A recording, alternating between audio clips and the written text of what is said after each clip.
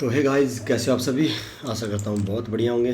तो शुरू करें निफ्टी 50 का एनालिसिस, क्योंकि यही बहुत ज़्यादा अपने लिए इम्पोर्टेंट रोल प्ले करता है।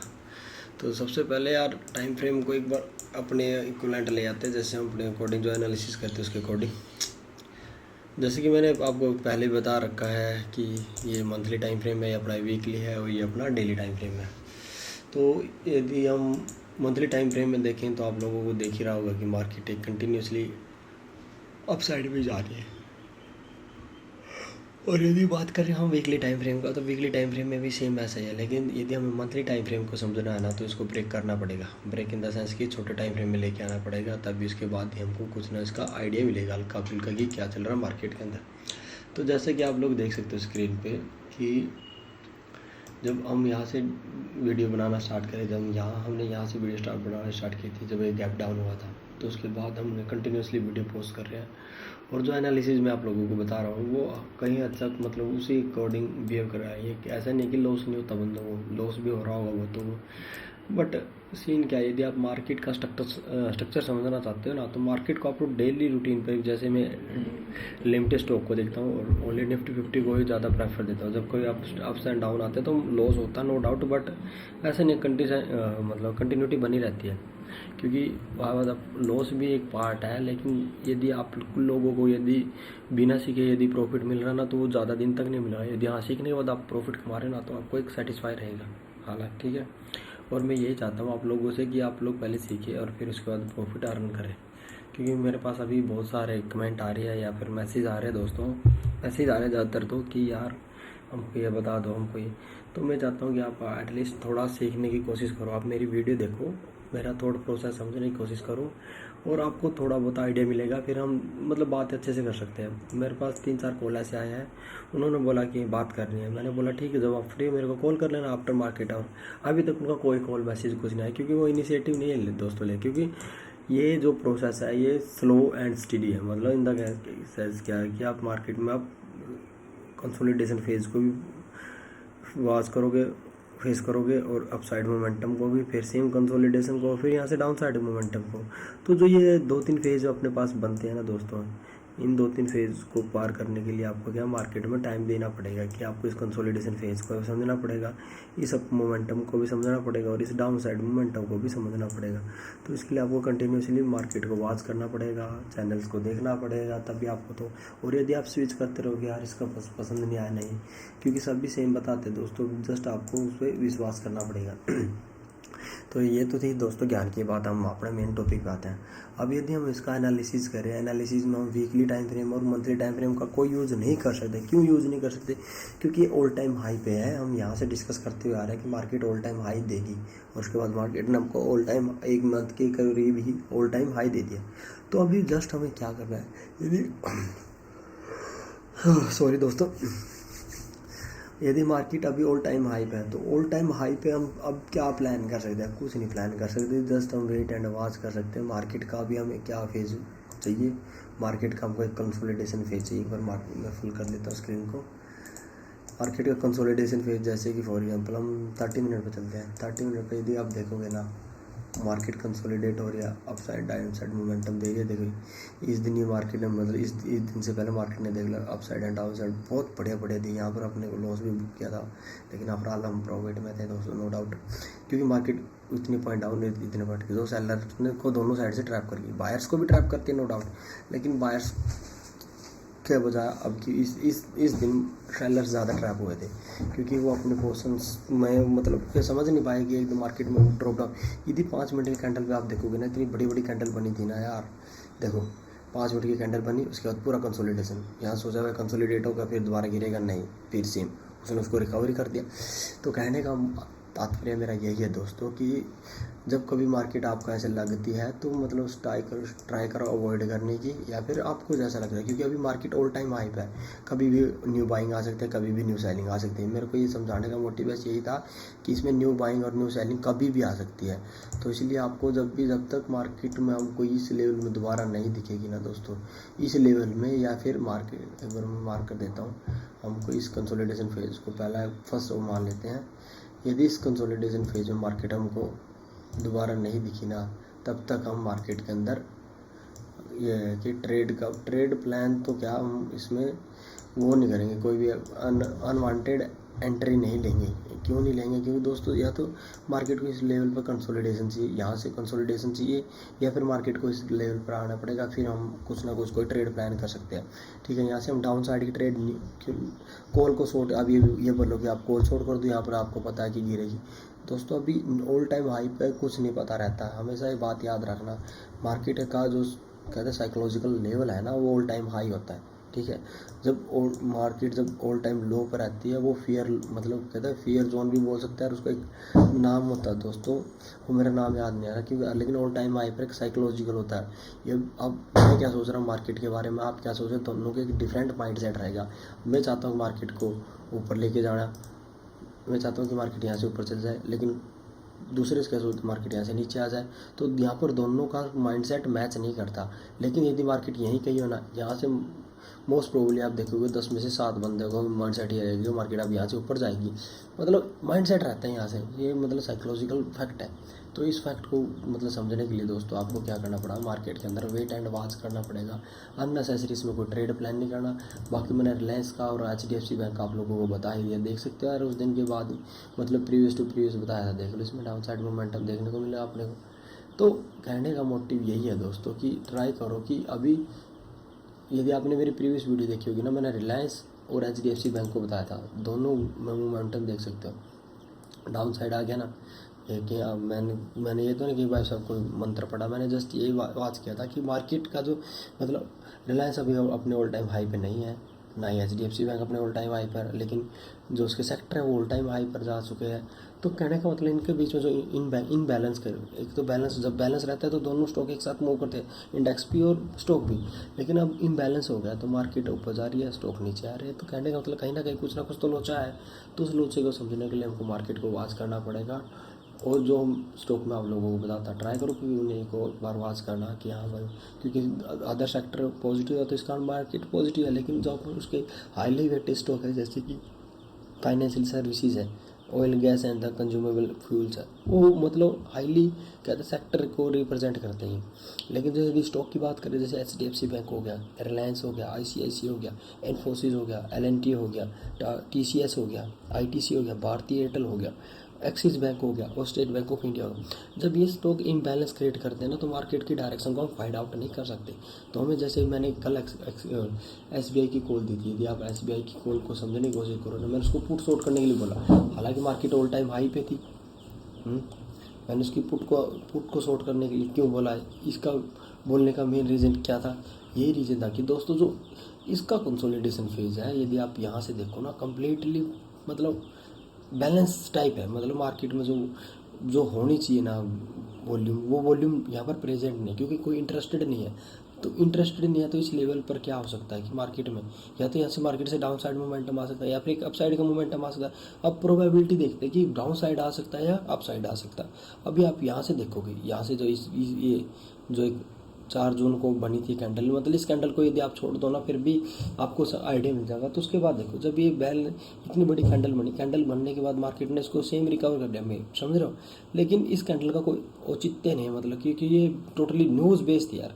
ठीक है, ये टोटली साइकोलॉजिकल बेस्ड कहते हैं ना कि इसको, ये साइकोलॉजिकल बेस्ड बड़ी कैंडल थी, तो इसीलिए इसमें क्या हुआ, वही सेम हुआ कि मार्केट गई, और उसके बाद फिर मार्केट ने धीरे धीरे, क्योंकि रिकवर एक दिन में कर नहीं सकते, लेकिन धीरे धीरे किया, लेकिन रिकवर कर रहे। लेकिन यहाँ पर देखो इंटरेस्टेड कोई नहीं है ना इसमें, मतलब ऊपर ले जाने के लिए कोई इंटरेस्ट नहीं है। लेकिन जब यहाँ से मार्केट दोबारा गिरी और फिर सब यहाँ पर वो कंसोलिडेशन फेज हुआ, तो मतलब कहने का मतलब जब ये गया, ये तो जस्ट कहते हैं ना कि एक मतलब इसका इम्पैक्ट को कम करने के लिए गया था, क्योंकि ये इम्पैक्ट नहीं होता ना, तो ये नहीं होता ना, तो स्टॉक का यदि हम सिनेरियो बताओ ना, स्टॉक यहाँ से ऐसे कैसे करके ऐसे होता।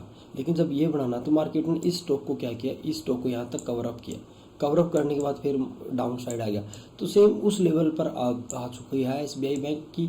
SBI बैंक यहाँ से कंसोलिडेट करके अप साइड की मोमेंटम देगा, यहाँ से कि वो डाउन साइड की मोमेंटम नहीं बन सकती। वीकली टाइम फ्रेम पर आपको थोड़ा सा व्यू क्लियर हो जाएगा। अब यार अभी 1 मिनट रुको सर, मैं इसको मार्किंग को डिलीट कर देता हूँ, क्योंकि ये मार्किंग डिलीट नहीं करनी ना मेरे को, इसलिए। तो ये वीकली टाइम फ्रेम पे आके देखो वीकली टाइम फ्रेम पे आप लोग आओगे, कम्प्लीटली डाउन साइड का मोमेंटम है, और लेकिन ये डाउन साइड अभी यहाँ वीकली गिरा, यहाँ वीकली गिरा, यहाँ वीकली गिरा, तो कायदे से क्या है कि इसको भी थोड़ा बहुत डाउन साइड आना चाहिए था। इस जो सेकंड वीक की कैंडल है, यदि मैं बताऊँ इस कैंडल की बात कर रहा हूँ मैं, इस कैंडल को यहाँ से गिरना चाहिए था, बट क्या यहाँ पर कंसोलिडेशन स्टार्ट हो गया। तो कहने का मतलब यहाँ पर कंसोलिडेशन होगा, मोस्ट प्रोबेबली होगा, यदि आप इस कैंडल को छोड़ दो, ये वाली कैंडल को छोड़ दो, मोस्ट प्रोबेबली, क्योंकि इसने एंट्री भी दी है, नो डाउट है कि एंट्री भी दी है, बट इस एंट्री को हम मतलब ले या ना ले वो आप पे डिपेंड करता है। बट यदि यहाँ पर देखेंगे ना, यहाँ पर कंसोलिडेशन है, तो ये मोस्ट प्रोबेबली नेक्स्ट वीक भी कंसोलिडेट हो सकता है, मतलब 10-15 पॉइंट ऊपर या 10-15 पॉइंट नीचे की तरफ रह सकता है। लेकिन मोस्ट ऑफ द टाइम क्या रहेगा, जब यहाँ पर कंसोलिडेशन होगा, यदि आप इस कैंडल का कलर को अवॉइड करोगे ना, एक बार मैं इसको डिलीट कर देता हूँ, इस कैंडल के कलर को अवॉइड करो, ये रेड है, लेकिन बट क्या था ना, जब बायर और सेलर की फाइट हुई थी, जब मार्केट यहाँ से डाउन साइड आई थी ना, यहाँ तक आई थी, लेकिन बायरों ने सेम वहाँ तक ऊपर ले जाने की, और वहाँ उसके बाद देखो जो सेलिंग की मोमेंटम थी वो कम्प्लीटली क्लोज हो, क्योंकि वॉल्यूम्स का पता कब कैसे चलता है कि यहाँ पर रेड वॉल्यूम्स है या ग्रीन वॉल्यूम्स है, आपको इन कैंडल्स को देखने के बाद पता चलेगा। अब ये जैसे कैंडल रेड है, लेकिन मेरे हिसाब से जो ये वॉल्यूम बनी है ना, ये वॉल्यूम बायर्स की वजह से बनी, क्योंकि बायर्स ने वापस इसको खींचा है। हालांकि इसका कलर कुछ भी हो सकता है, एक बार मैं आपको कलर दिखा देता हूँ कि कलर क्या है, क्योंकि इससे आपको थोड़ा आइडिया मिल जाएगा कि हाँ भाई फॉलिंग ग्रोइंग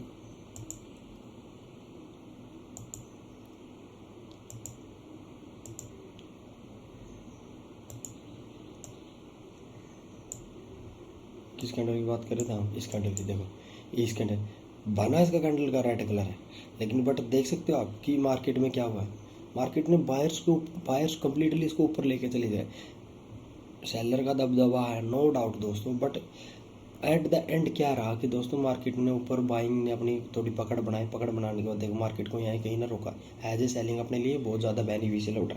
वही सेम यहाँ पर देखो, यहाँ से मार्केट गिर रही है, गिरने के बाद देखो सेलिंग बाइंग ने यहाँ पर क्या किया, थोड़ा सा इसको होल्ड किया, होल्ड इन द सेंस क्या किया कि मार्केट का जो एक फ्लो था उस फ्लो को रोका, और नेक्स्ट वीक भी मार्केट ने उस फ्लो को वहीं पर मेंटेन किया। तो मोस्ट प्रोबेबली क्या होगा कि जो वॉल्यूम्स है मे बी इसके ऊपर चली जाएगी। अभी नेक्स्ट वीक यदि आप मेरी इस वीडियो को रिकॉर्डिंग को आज देख रहे हो ना, तो आप नेक्स्ट वीक की वीडियो को में देखोगे ना, तो इसकी वॉल्यूम मेरे हिसाब से कुछ ऐसी होगी, मैं ऐसे कैसे मतलब स्क्रीनशॉट पोस्ट करूँगा आप लोगों के सामने कि नेक्स्ट वीक ऐसा कुछ वॉल्यूम बनने वाले। मोस्ट प्रोबेबली मेरा 860 तक का टारगेट है इसका फर्स्ट, और 860 भी नहीं, मेरे को तो 850 भी मिल जाए बहुत है दोस्तों। एज ऑप्शन सेलर 50 मिल गया ना, तो मतलब मोस्टली द प्रीमियम टिक्के हो जाएगा, ठीक है। बाइंग में करता नहीं हूँ, सेलिंग मिलता है तो मैं कर देता हूँ। तो वही है कि इसमें जो साइकोलॉजिकल या फिर जो अपने मेंटली में मार्केट में कंसोलिडेशन आएगा, और कंसोलिडेशन के बाद या तो एक इसमें अपसाइड का मोमेंटम रहेगा, या फिर सेम यही कहीं क्लोज हो जाएगा। मैंने जो प्रीवियस कॉल दी थी ना, वो प्रीवियस कॉल में एक दिन स्टॉक 10% और 10 पॉइंट के आसपास डाउन था, 10 पॉइंट के आसपास, और जो उसका प्रीमियम था 10 रुपये का प्रीमियम था, वो प्रीमियम 7 पे था। यार ऑब्वियसली बात है, इसको बढ़ना चाहिए था, इस पुट के प्रीमियम को बढ़ना चाहिए, क्योंकि 10 से 15 पॉइंट के आसपास ये गिरा हुआ था, समझ रहे हो। लेकिन इस प्रीमियम में 3 पॉइंट के डाउन साइड किए होते, मतलब 3 रुपये इसमें मेरे को प्रॉफिट दे रहा था। वो क्यों दे रहा था, उसी की वजह से, क्योंकि इसने जब यहाँ पर कंसोलिडेशन किया ना, तो यदि यहाँ पर कंसोलिडेशन करे उसके बाद डाउन साइड मोमेंटम देगा ना, तो जो उसका डेल्टा उसको इतना अप साइड नहीं लेके जा सकता जब तक कोई इस टाइप की मोमेंटम या फिर कोई इस टाइप की मोमेंटम ना आए, तब तक नहीं लेके जा सकता यदि इसमें कंसोलिडेशन रहा। तो वो इस चीज़ को समझने की कोशिश करो दोस्तों, क्योंकि यदि आप बाइंग के पीछे पड़ते रहोगे ना, तो मोस्ट प्रोबेबली क्या रहेगा कि यार ये सोचते रह जाओगे कि यार क्या करें क्या ना करें। क्योंकि बाइंग में ऐसा, मैं ये नहीं कह रहा कि यार पैसा नहीं है, पैसा बाइंग सेलिंग सब में है, लेकिन बस आपको थोड़ा उसको समझना पड़ेगा, क्योंकि समझोगे ना तो उससे आपको थोड़ा वो मिलेगा मोटिवेशन टाइप, या फिर मोटिवेशन तो कह नहीं सकते, लेकिन आपको मतलब प्रॉफिट बिल्डिंग करने के लिए कैपेबिलिटी, कॉन्फिडेंस आएगा। सबसे बड़ी बात है कॉन्फिडेंस मिलेगा। तो उस चीज़ को बिल्डअप करने के लिए आपको मार्केट को कंटिन्यूसली वॉच करना पड़ेगा। और यदि आप मेरी वीडियो देख रहे हो ना, तो दोस्तों मेरी वीडियो को समझने की कोशिश करो, तभी आप कुछ मतलब मेरी मेंटेलिटी है, जो मेरी सोच है वो समझ पाओगे। अदरवाइज़ आपको ऐसे लगता है कि मैं आपको बोल दूँ कि हाँ भाई इस स्टॉक को बाय कर लो, कल 10 रुपये का ये 200 रुपये हो जाए, नहीं दोस्तों, ऐसा कोई रॉकेट साइंस मैं आप लोगों को नहीं दे सकता। हालांकि मैं पेड चैनल स्टार्ट करूँगा, बट वो सेलिंग का ही करूँगा, नो डाउट वो सेलिंग का ही रहेगा। बाइंग का मैसेज ऐसे नहीं था, क्योंकि मैंने बाइंग देखी है दोस्तों, मेरे दोस्त ने पेड ग्रुप भी ज्वाइन किया था, लेकिन बट उसका 1-2 दिन प्रॉफिट है, उसके बाद वही सेम, उसके बाद कोई रिप्लाई नहीं, कोई मैसेज नहीं, थक हार के उसने जो पैसे दिए थे वो ऐसे चले गए, क्योंकि 8-9 हज़ार रुपये के आसपास का मैंने मंथली सब्सक्रिप्शन लिया था, और उसका मैं भी रिकवर नहीं हुआ, लेकिन उसको ज़्यादा उसको वो भी गए, और उसको जो मतलब वो था जो मार्केट से उसने दिया वो तो दिया दिया, जो उसने बंदे को दिया था वो भी दिया। मतलब कहने का मतलब यही है दोस्तों कि यदि आपको कुछ करना है ना, तो पहले मेरी मेंटलिटी मतलब जो भी मेरा सोचने का नज़रिया उसको समझने की कोशिश करो। फिर आप उसके बाद देखिए कितनी मस्त कैंडल बन रही है वीकली टाइम फ्रेम पर, और देखो कैंडल कितनी छोटी।